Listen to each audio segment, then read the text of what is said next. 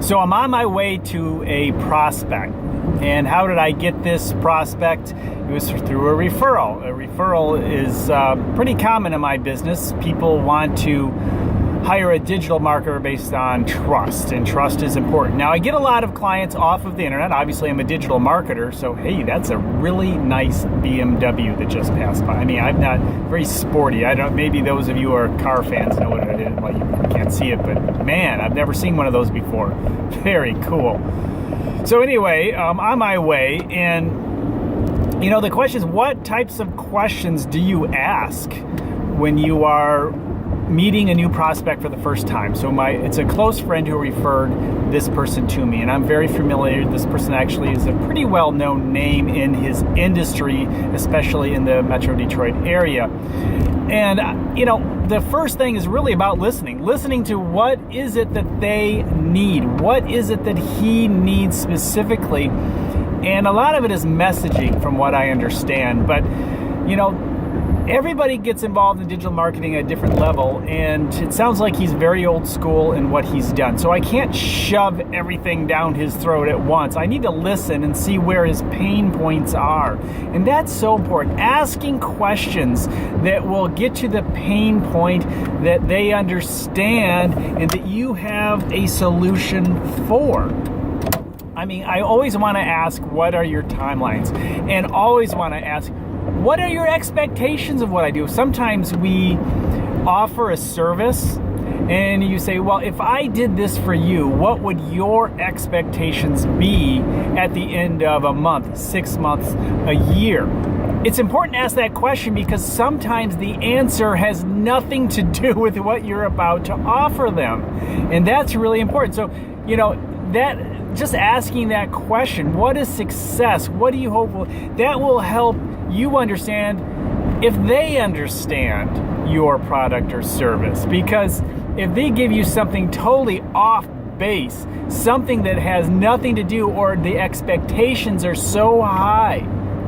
I recently had a client who used us for social media. And it's a kickoff thing. It was a few months, and the thing is, we find out later, and this is our fault.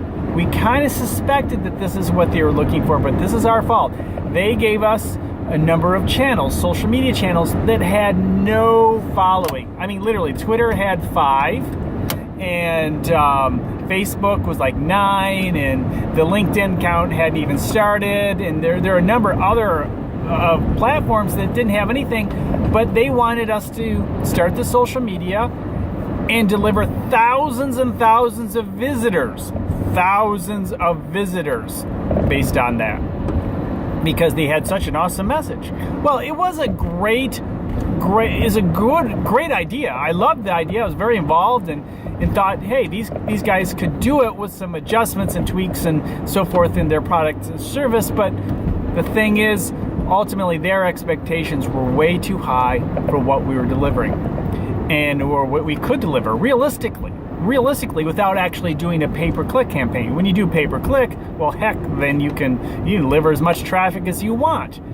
So, that was a situation where we did not properly, it was our fault. We didn't properly ask for and accept the expectations. And a lot of times that happens when it's a startup situation, because there's nothing to base anything off of.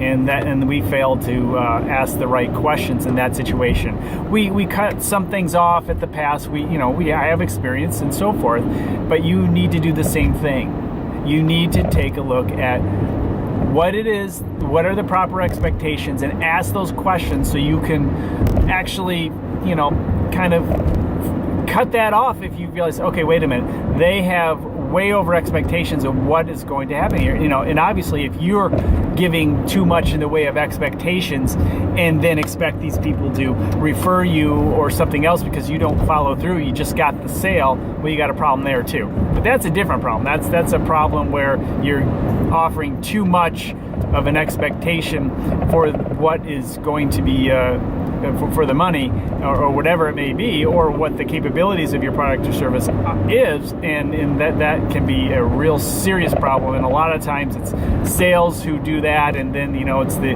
production or the people inside the company that are left to hold the bag there. So let's not have that happen to your company, but it can be the other way around too, and that's kind of where we're going. So, wow, such a windy day today. I mean, my car is blowing all over the place.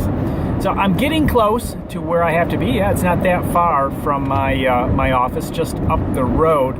And so I'm just going through, thinking about the things I need to ask them. But more than anything, because I have a feeling they don't have a lot of experience in my industry. And that's important to understand too. How much experience?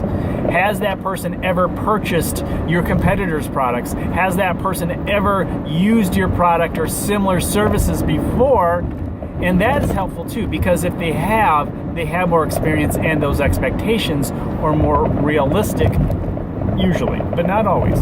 So, but that's information. They may be, for example, if you have a very high-end product and they've purchased your competitors' products before, then they understand how much it costs to use your product or service, and that's very helpful too. Now it's just all about developing the value of why you are the right person to be hired, or to offer a service to them that will solve their problem in whatever it is that they're looking for. All right, well, because of this high wind, we have some flashing lights and some things like that I have to be careful of here. So I better totally pay attention to the road. I have been paying attention to the road, just a little look at you at the moment, but we need to make sure that we get there safely so we can ask the right questions. All right, you do the same. Good luck to you.